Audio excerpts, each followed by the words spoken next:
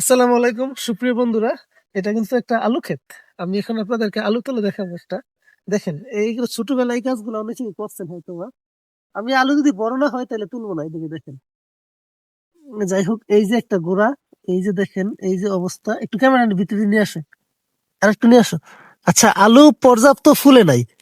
আলু এখনো পর্যাপ্ত ফুলে নাই। এই যে রগগুলো আছে না, এই যে দেখেন আলু এখনো ফুলে নাই, এগুলা ফুলেই কিন্তু আলু হবে এই রগগুলা। তো সেই কারণে আমি এগুলা তুললাম না। যখন আলু বড় হবে আপনাদেরকে তুলে আমি আলুগুলা দেখাবো। এই দেখেন ছোট্ট একটা গুচ্ছ। আর আলুগুলা কিসের উপর লাগাইছে জানেন? কচুরি ফেনা আছে না, কচুরি ফেনা। যখন বর্ষাকাল ছিল কচুরি ফেনা তুলে এক ধরনের একটা ভুটি তৈরি করছে, আমাদের এখানে ভুটি বলা হয়। ওইটার উপরে কিন্তু এগুলা লাগাইছে, লাগানোর পরে এই জিনিসগুলো হয়েছে।